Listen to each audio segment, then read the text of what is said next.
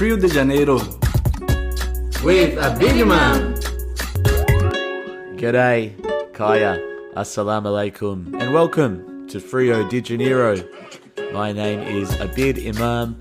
This show is all about engaging conversations with inspirational personalities and public figures to help us understand people, culture, and the world. On this edition, we are joined by Dee Roche. Dee is a University of Western Australia Business School MBA teaching fellow and a senior management consultant within private, public, and community-based organisations. Dee's experience spans decades in the areas of organisational change and transformation, strategic leadership and management development, governance, and high-performance teams focused on values. She has won multiple awards for teaching excellence and plenty of recognition in the leadership field.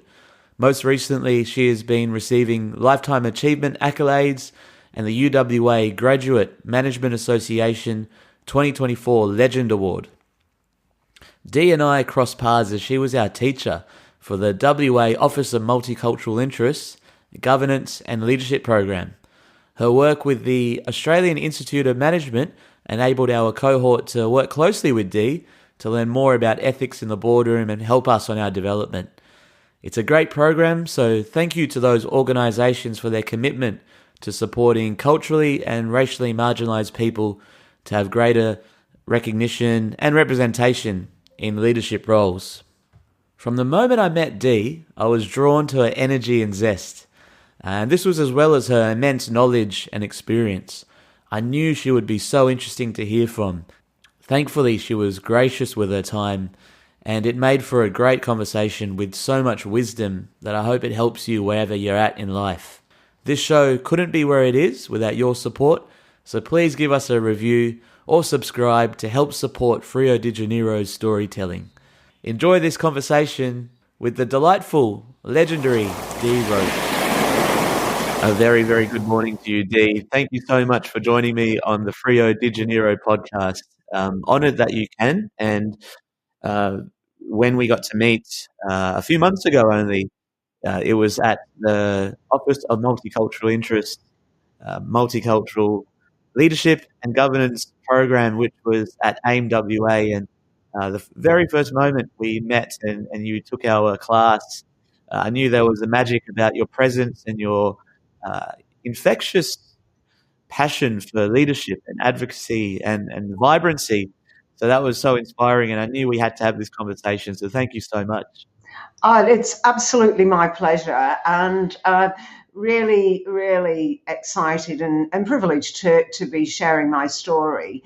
And I'm really pleased that that was actually your first impression. I mean, my whole ethos is around energizing and being able to energize people and motivate people. So that was, I feel really, really humbled that you said that right from the beginning. So thank you a bit.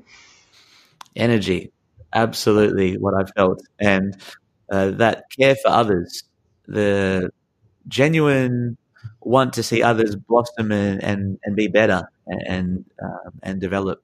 And I think that's, and again, thank you. One of my driving forces, well, not one of them, it is the principal one, which is service. I think, leadership is being in the service of others, and it's also being courageous to step up when you know what's right and you know absolutely what's wrong, and being able to have the courage to do that in the service of others. So that is my driving force of it. On that note of service for others, I'm very interested in your professional journey and looking at the experiences you've had and how you've discovered those industries. Yeah. And you started in the nursing profession. What was the genesis for you there? Great question. Well, as a child, you don't know this, but I had many eye operations. I had an accident when I was only 4, and I was blinded in my right eye, which I still am, but I had very many operations. I think it was about 9. early on, from when I was 4 up to as an early teenager. So I was in hospital a lot. So I actually looked up to the nurses. So very early on, I knew that would be my career path. And the irony of what I mentioned before is that it was the ability to see how people helped you and serviced you.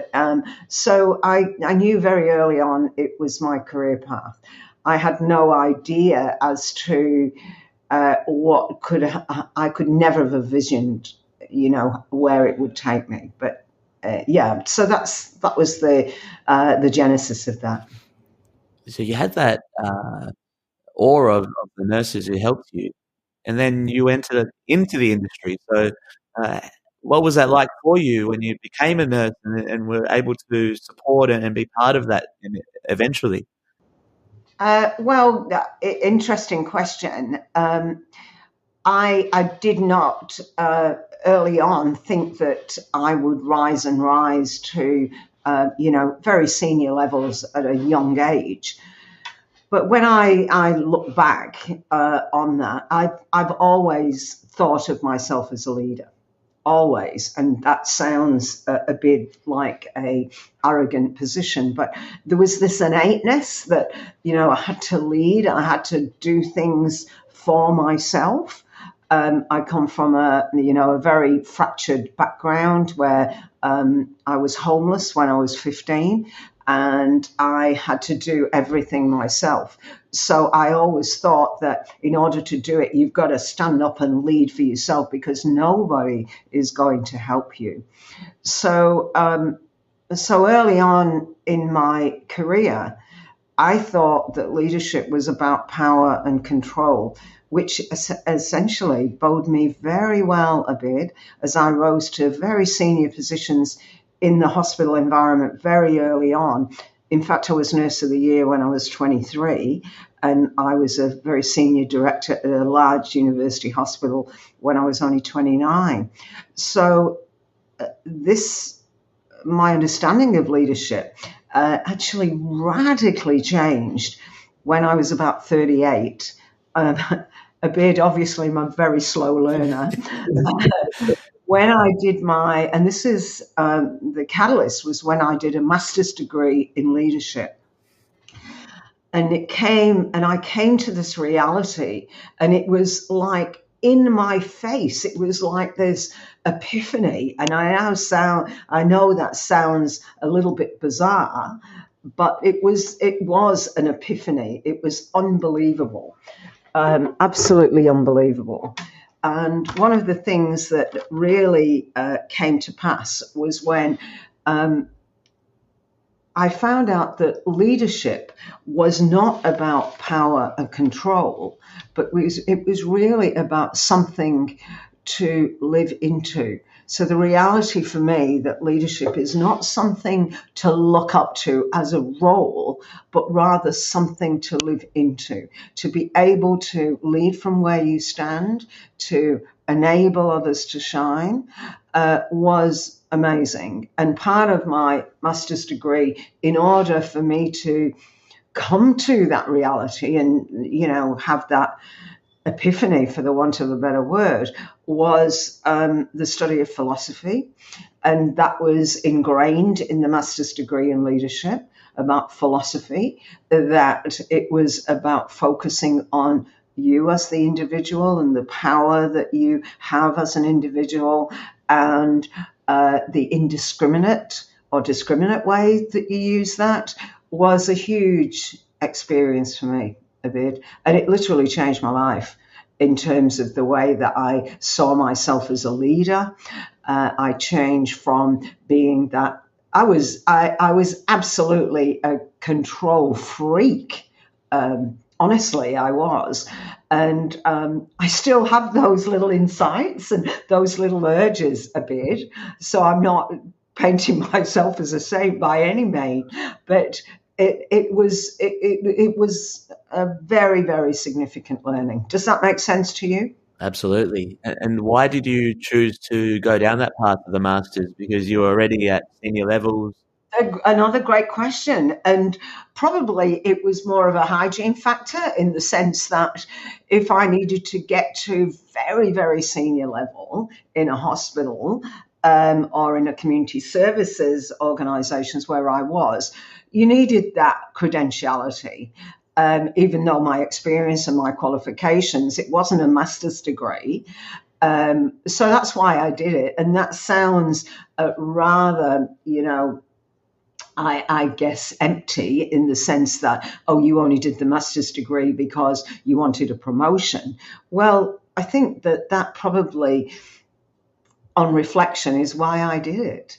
Little did I know, on literally a bid, day one, did I have that, whoa, this is not what I expected, and whoa, this is definitely a new thing, new way of thinking. And I was seduced from the minute I walked into the room.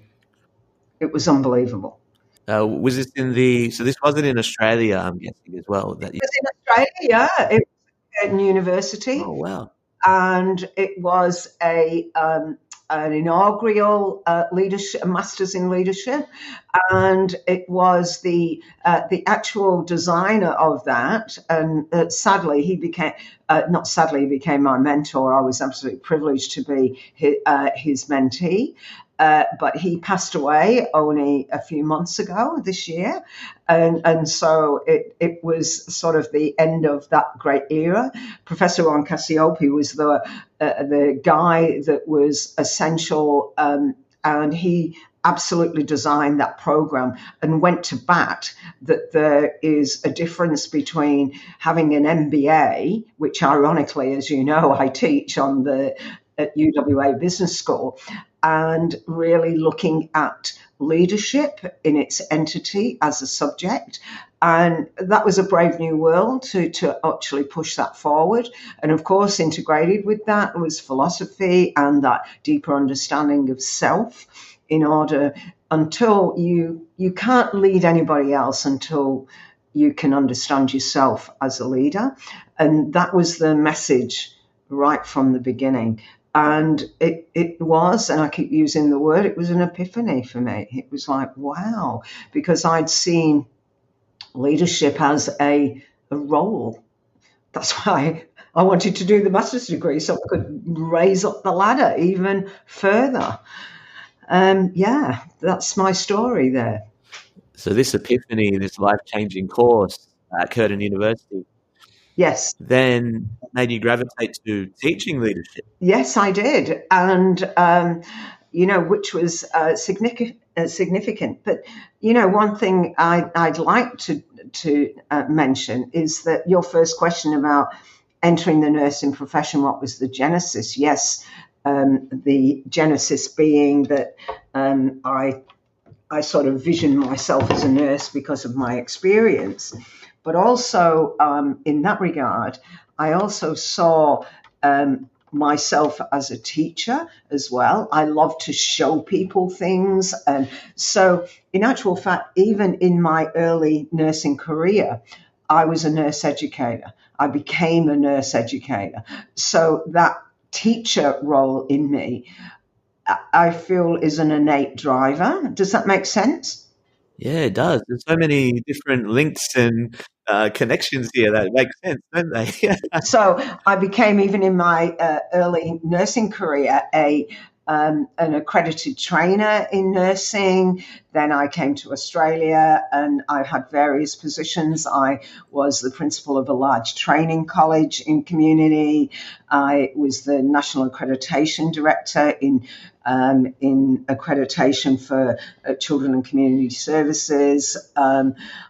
Very different education roles until and during the time I held those positions while I was doing this master's degree. And then as soon as I realized that this had been really, really changing me, I decided to pursue my role in the university. And I had great privilege from my mentors to encourage me to do that, particularly my early mentor, who is actually the professor in leadership, Ron, who I mentioned before. He gave me an opportunity to join the senior consultancy at UWA. And then a few years later, I became an academic in the business school. And surprise, surprise, and I'm not being sarcastic, it was a big surprise to me. Within the first 2 years in that teaching role, I was granted a Teaching Excellence Award, and as you know, I've had many of those since then, and it was huge. And I've often thought to myself, and I've asked questions about what is it, and why are people really recommending for my teaching excellence, because you get nominated, you don't nominate yourself, and this is your peers and the students. And, everybody had said, and, I reflect back on our conversations at the start of our conversation this morning, where you said, that zest and so on.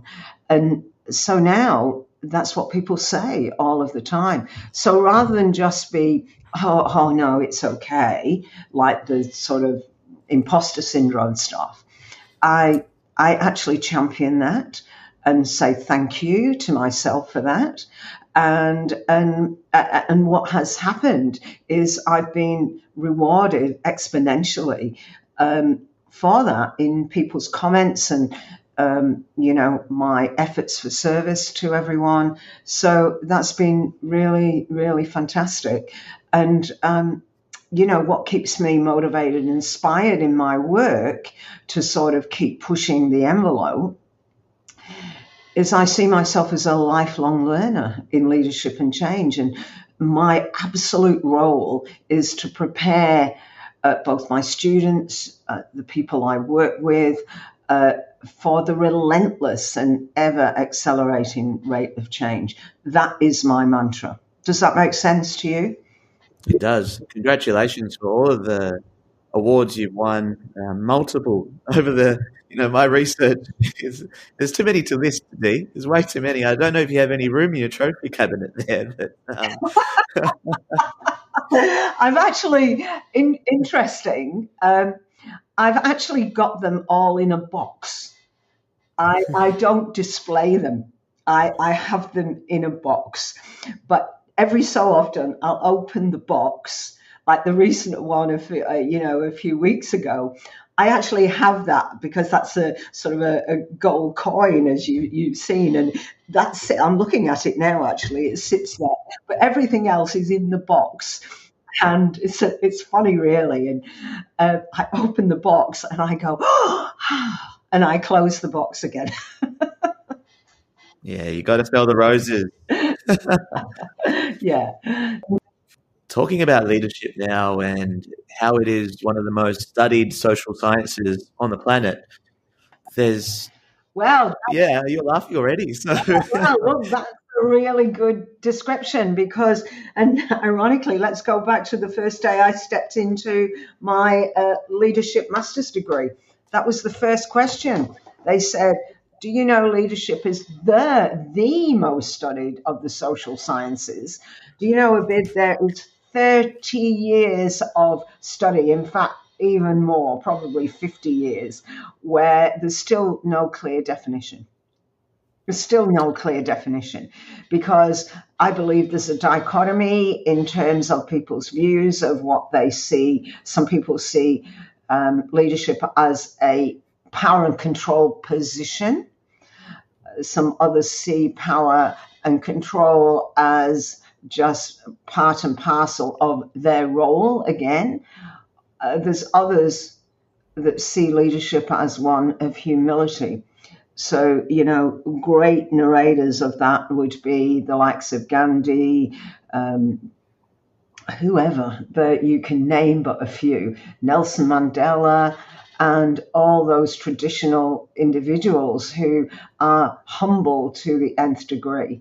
And then you've got power, if you see power and control, where if it goes to that traditional study of social sciences where they saw leadership as a follower. So you could say that Adolf Hitler was a great leader because even posthumously people follow him. So there's the dichotomy. I know which one I refer to, and it's certainly not Adolf Hitler at all. It's that humble greatness is what I absolutely move towards. Are there any leaders or a leader that you look up to? Well, no, a great question. I knew you was going to ask me that, actually. And I'm not going to say, well, I've just said the likes of Gandhi and Nelson Mandela, but you would expect me to say that, and you would expect most people who have studied leadership to say that. So I'm going to say those people and. So those people and also those individuals, Abid, that I meet every day in the community that have rose from adversity to shine. They have made a big difference in their community. They may not have a formal title, but they actually lead from where they stand. That's my response to that. I really like that term, lead from where you stand. And I just wanted to zoom in on that a little bit more to find out what is that meant to you? Great question again. I think it's given the right environment where everyone can lead. Given the right environment, we've got to provide a safe environment. We've got to let go of power and control and see, ideas from everyone. And don't forget, leadership is something to live into a bit. It's not something to look up to. It's something to live into. And ironically, there's a major power in that. I've seen that you've mentioned empathy previously and in some of the research. What is meant by tough empathy? Again, great question. Tough empathy is where I think the only way I can describe it is humility versus fierce resolve. Humility versus fierce resolve. So we've got to be humble enough as a leader to support others to shine and enable them to be part of. But there are sometimes as a leader that irrespective of the consequences, you are the one that's got to step up and do what is right. And sometimes, often in actual fact, that does not please everyone. So we've got to be humble in our resolve. We've got to be humble, in our resolve. But we, as the leaders, need to step up and make the decisions. And that's where fierce resolve comes into it. And that's tough empathy. It's a dichotomy, really, isn't it? Some of that requires courage. And I was thinking before this conversation, what are some ways you can cultivate courage more with leaders? Again, that's a great question. And if I just go back to humility versus fierce resolve, you just have to have the courage to do what's right. Full stop. How do you cultivate courage? Just have the courage to do what is right. Full stop. Did you expect a long and drawn out explanation to that? Sometimes it doesn't need that, Dee. Yeah. Just have the courage to do what's right a bit. I think that says it all. You mentioned when you did that first day of your master's, there was a whole lot of self-reflection.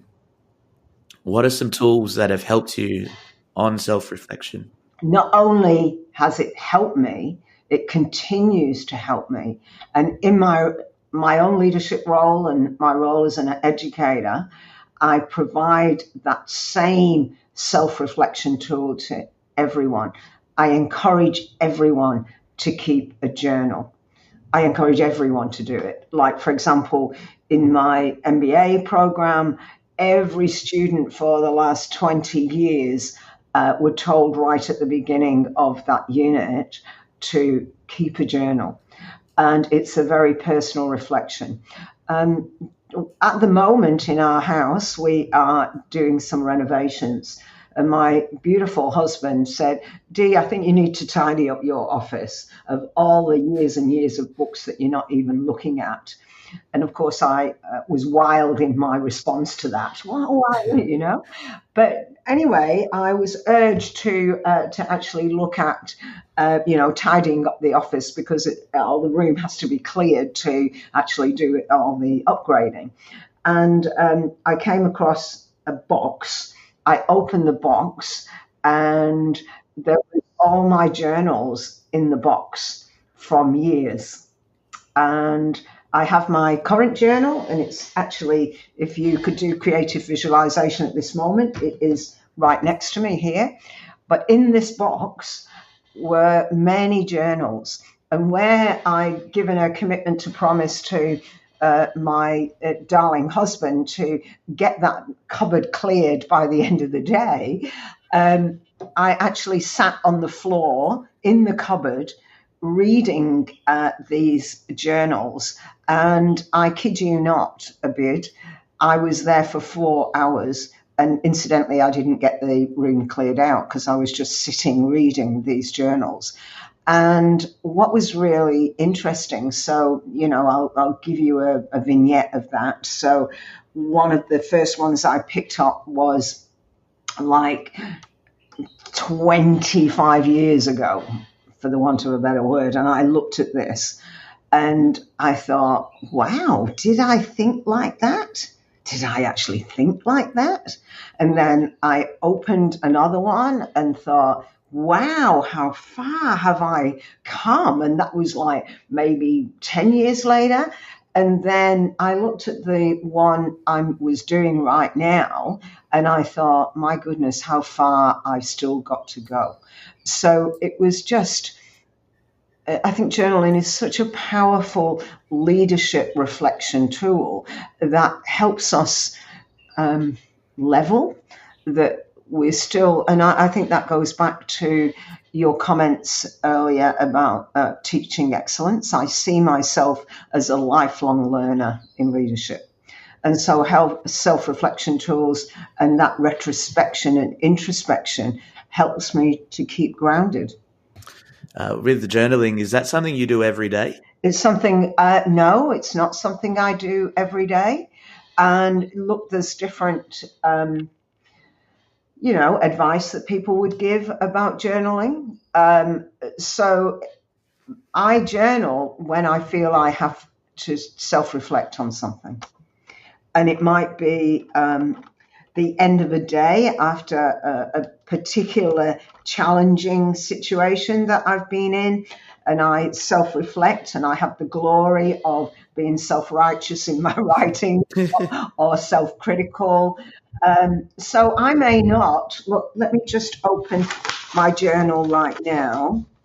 And my last entry was 4 weeks ago. Okay.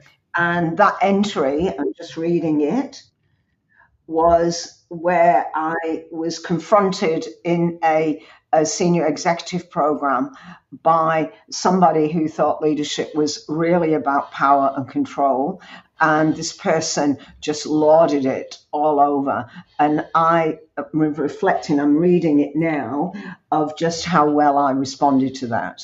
And that I didn't debate him. All I did was just to give him a very different point of view about leadership.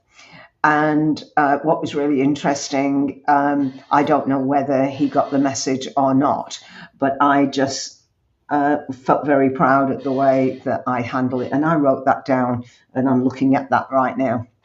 There you go. Thank you for sharing that. Yeah, my pleasure. Another topic, Dee, was mentorship. Yeah. And I know how close that is to you. And I wanted to know why it's so important, both from a personal experience connection for yourself, but also for others and leaders coming through, that importance of mentorship and what it means to you. Look, that goes back to my absolute early experience. as I said to you, I come from a very fractious background. In fact, I only found one of my brothers that I was looking for 40 years. I found him a couple of years ago when we got together, and I found my other brothers. It was a very difficult background, but I chose to be homeless. I wasn't thrown out of the house. I chose to be homeless because it was probably better to be by myself than it was to be in that background. And I learned to survive very, very early by myself. In fact, that's one of the reasons I did go into nursing, as well as being that visionary when I was in and out of hospital, but also when I had the opportunity to have accommodation in the nursing home at a very early age, at the age of 16. So very early on, I thought asking for help was a weakness based on my early understanding of power and control. And I needed to get my own power and control to be able to survive, in actual fact. And it sounds, from your listeners, I'm sure you all have, many of your listeners have got a very, very different experience that I, as a white Caucasian, had. But I had an opportunity to be able to thrive if I was strong. So I had power and control. It bode me well. I absolutely rose to the ranks, as I said, using that. But when I did my master's degree, and thank goodness I did it, it was really interesting to understand that when you put your hand out to others, number one, to reach for help, because, by the way, in the master's degree, I was given a mentor, and it was really interesting experience. It was very powerful to be able to reach out to others for help. And in my instance, it was provided for me. And, we were given the captains of industry and very, very high-powered people who gave their assistance and mentoring selflessly. It was just mind-blowing. They didn't want anything. They didn't want recognition. And that a bit was this powerful, powerful change in me.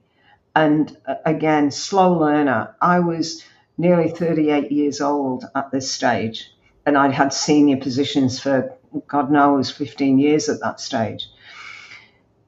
This actually changed my focus exponentially for now being myself as a mentor to many. And what's really interesting, mentoring itself I feel, is a gift. And you've heard me say about the gift of mentoring. And GIFT is an acronym for GIFT, which is guidance, input, facilitation, and trust and truth. The word guidance, input, and facilitation, I didn't make those up. Those were from great leadership narrators, Kuze and Posner, who suggested that mentoring is a leadership responsibility where we, in our responsibility as leaders, need to guide others to shine. We need to be providing them with input. We need to be able to facilitate networks so those people can grow and look to. I personally added the T to make the word gift. Trust and truth, because if you are not trusted to the people you're assisting and you're not able to be vulnerable in your truth telling, then how on earth can you be a mentor?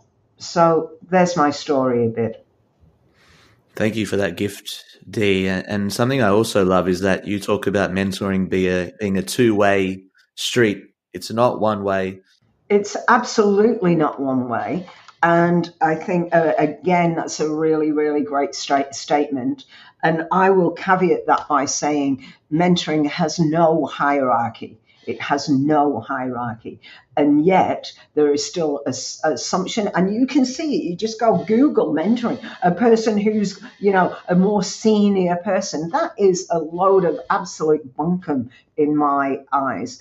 I have learned more from my mentees than I can ever give to them. And that's how I feel. And people just think that that's rhetoric on my behalf. I tell you that is the absolute truth. It is a two-way thing. In order to get that two-way thing and no hierarchy, you have to set the scene for safety in the first place. So confidentiality and mutual accountability is the strong rider of mentoring, and it has to be predetermined in order to set up a great mentor relationship.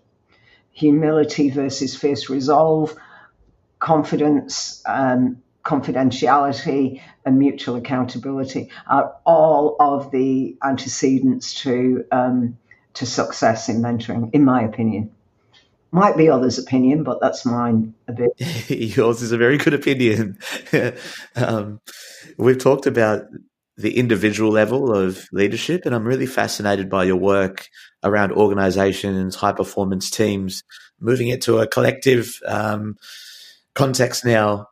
What are some of your approaches towards high-performance teams and building those really high-performance cultures as well? Yeah, well, great question. And look, as you know, I have the privilege of working with very senior directors and being able to assist them to provide some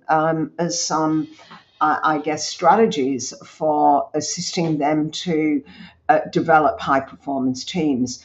I do that myself. That is part of my role as an educator.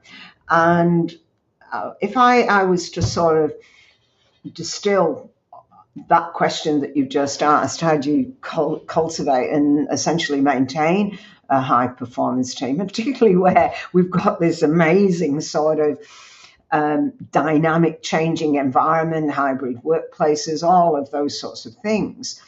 I come back to three things a bit, and I don't want to oversimplify this, but having said that, I'm going to stress how these three things to me are absolutely critical.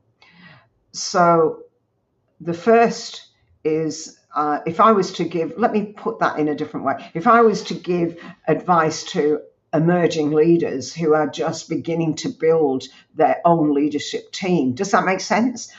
I've got three things that I would suggest.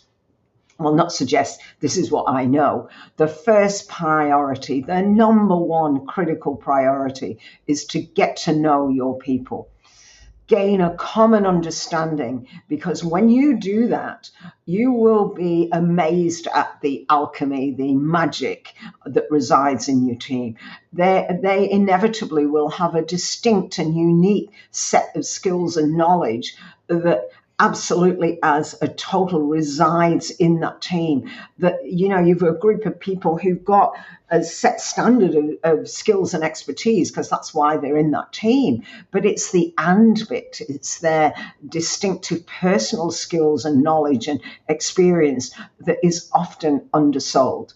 So that is the number one, is to get to know the people and gain a common understanding of the distinct set of skills and knowledge that resides. Number two is to be able to, and number one and two coalesce, I might add. Number two is to create a safe and open environment where people can speak up. And number three, let your people know that their work is important. So that's my three things. Priority to get to know people, creating a safe and open environment where people can speak up and show how they shine, and let people know that their work is important, that we have a common set of purpose, we have a common set of clear shared values, and we have a driving vision and purpose that we're all here to work towards. So that's my ingredients, three ingredients that make a great high performance cake, a bit. The high performance cake, how good's that? Thank you, Dee. When we look at the imposter syndrome, Yeah, and as you coin it, imposterism, yeah. how do you look through reframing and some of the ways that we can navigate those feelings that are almost natural feelings at times of imposterism? Well, that's a really, really good question. And I think, first of all, it's about reframing and cleaning up your self talk, because you are there. You don't have to posture. You have, so for example, many people ask me, Dee, you keep saying you're an imposter. How can you be imposter with all your experiences, your qualifications, and blah, blah, blah? I said, my 15-year-old homeless self always emerges when I feel vulnerable, that you're not good enough, you'll never do anything, all of those. And that, ironically, has been my savior in actual fact. It's really interesting because from being my vulnerable self, I use that as a very, very strong rider to remind myself that in my self doubt and my self awareness, I actually head off my negative self talk by saying, you've earned your right to sit at the table, you have the experience, you have come very far. So I reframe that. I actually reframe it. And it's a really, really powerful thing, reframing, to really understand your progress. And, I gave you an example earlier about when I was sat on the floor a bit reading my journals. Wow, look at how far I've come. Oh my goodness, I didn't know I felt like that, to right now, oh, I've still got a long way to go. So, a simple answer, imposterism, I adopt a service mindset. I'm here to serve people. I can't do any more than give my service. I give my service based on the fact I earn my right to sit at the table. Where I'm in self doubt in that service, I just clean my self talk up. I give it a spring clean and I head off the negative self talk. And I have these two individuals, a bit as corny as this, your readers may think, or rather your listeners, I should say, may think of. I call it my devil and my angel, and they sit on either sides of my shoulder. And one is talking to the other, self talk like, oh, you shouldn't be here. And, why are you sitting here, as opposed to, I've earned my right to sit at the table. And those people sitting on either side, not one is better than the other. Each one of them helped me keep reframing my situation and growing and learning, if that doesn't sound too hypothetical. When it comes to growing and learning, I know you're a big reader. There's a massive bookcase behind you that the listener can't see, but they can trust that there is a lot of books behind you. That's right. What are some books that have greatly influenced your life? There's 1 to 3 that you could distill. I'm not going to give you 3. I'm going, because the other 2 are, well, okay, maybe I will give you the 3, but the second and the third one are texts, academic texts. But the first one is probably the most significant read I've ever experienced. And this was given to me during my master's degree, in the first year of doing my master's degree. And it's called Man's Search for Meaning by Viktor Frankl.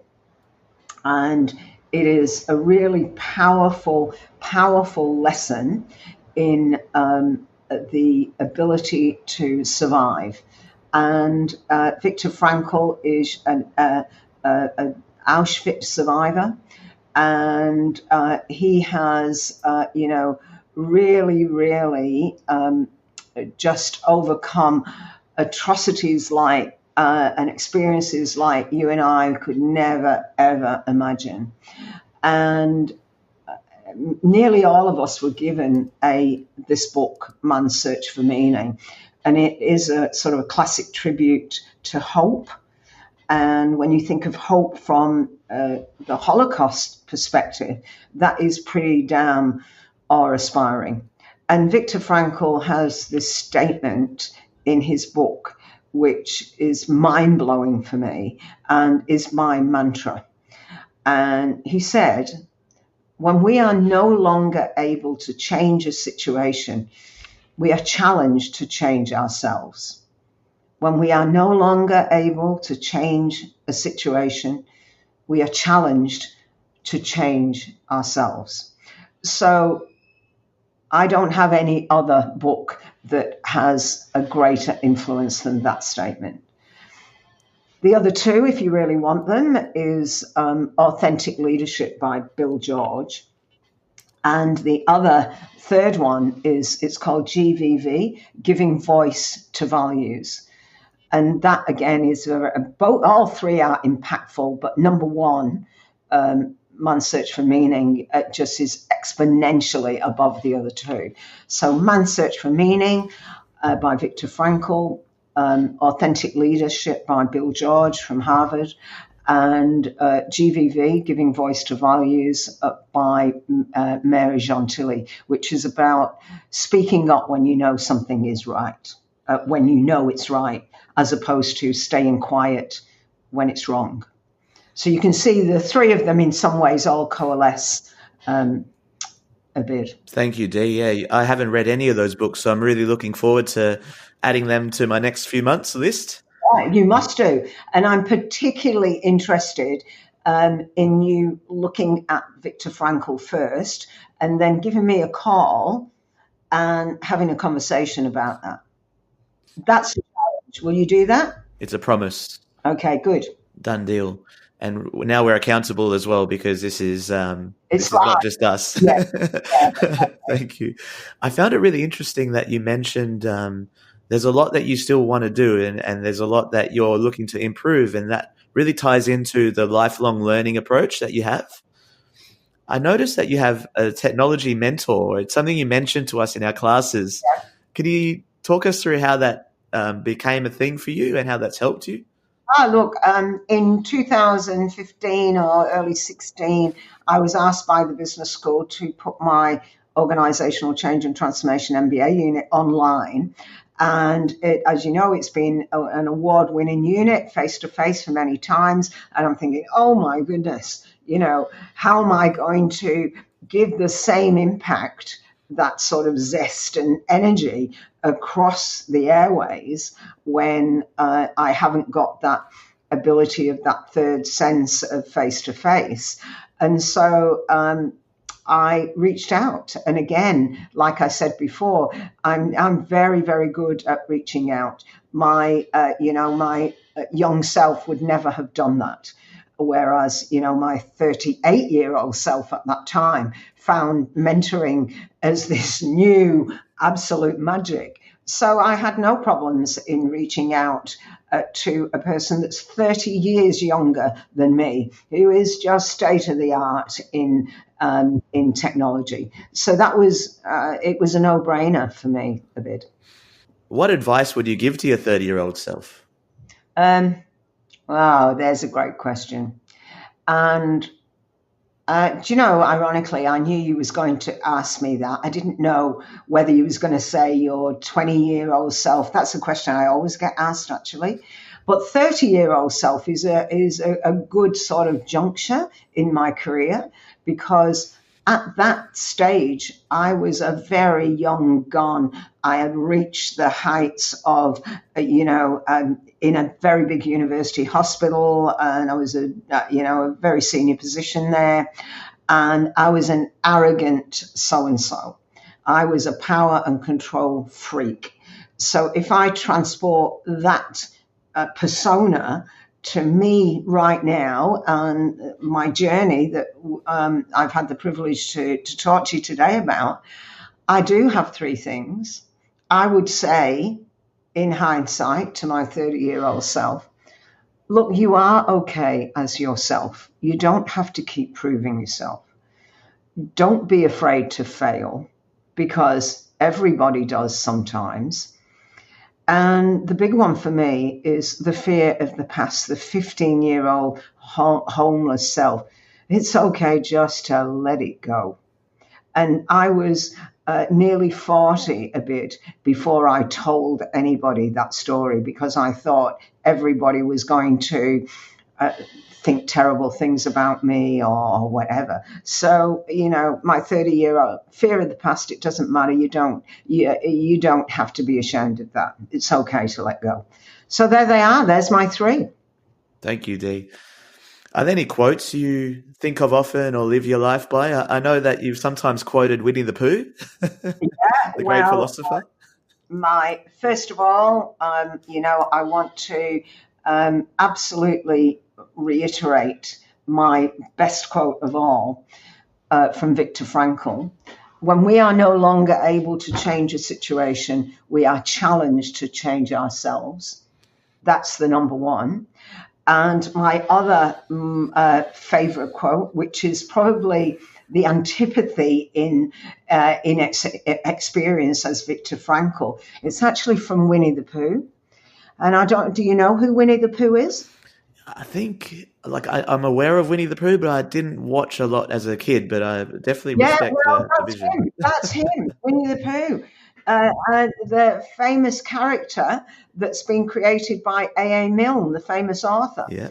And Winnie the Pooh this is my favorite quote outside of the Viktor Frankl one. And Winnie says, "You're braver than you believe, you're stronger than you seem, and you're actually smarter than you think."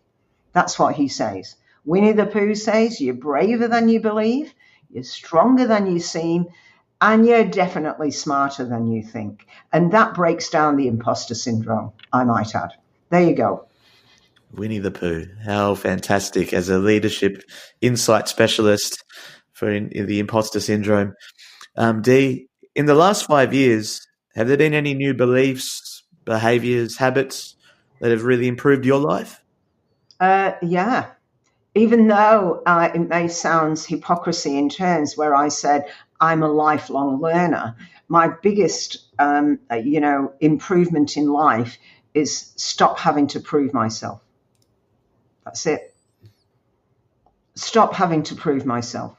And so that's my maturity in terms of my imposter syndrome. There you go. That's it.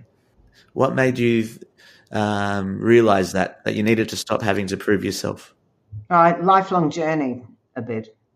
All the things I've just talked about, that, it's okay to be yourself. Don't be afraid to fail. You're not going to die if you fail. Fear of the past is the past. It's actually okay to let go of it. And it does not shape you. Well, it shapes me in some ways, but it doesn't profile you. It just doesn't. And so I have to, I have stopped proving myself. It's a challenge because it pulls me, but I have to stop. I have to reflect. I journal at that stage, and I'm at peace with myself in service. That's it.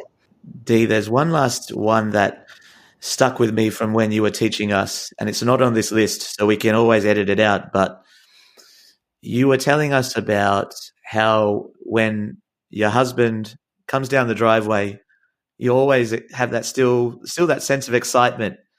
And we think about leadership and relationships. Okay, it's in a professional sense as well, but how leadership and how relationships have shaped your life.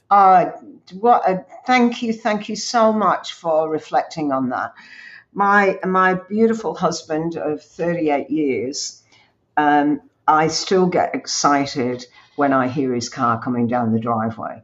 He is my best friend. He is my mentor. He is my supporter.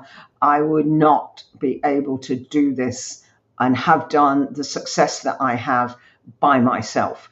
And I think, I hear a lot of women leaders, narrators about how brave they are and they've done that by themselves. Oh, yes, I've, done a lot of stuff by myself. but I have shone with him by my side. And that story and the relationship in your question about what that means to me in my work, I think I can respond to that very simply and very easily by saying leadership is essentially a leadership lonely journey, and therefore we need others around us to support us. Just reach out to people, ask for mentorship, because you will be surprised just how people will give. That's it. Is that oversimplifying your question? No, it's a beautiful answer, eloquent, and thank you so much for being part of this show and to share your experience and wealth of wisdom. I'm eternally grateful. Thank you so much for what you've done over the years, and I'm sure the awards attest, but personally, I just want to say thank you for the short few months we've been in contact now, or our lives have brought us together. Me now. We'll be together forever. Oh, that's beautiful. Thank you, Dee. My pleasure, and thank you to the listeners, and I hope you've all gained something from that. So thank you, everyone. And there we have it. That was a lot of fun. Thank you so much for listening. As a community cultivated, independent podcast, your support means the world, so we can keep these important conversations flowing, taking Wallil up to the world and the world to Wallil up. Until next time, keep smiling, keep scoring.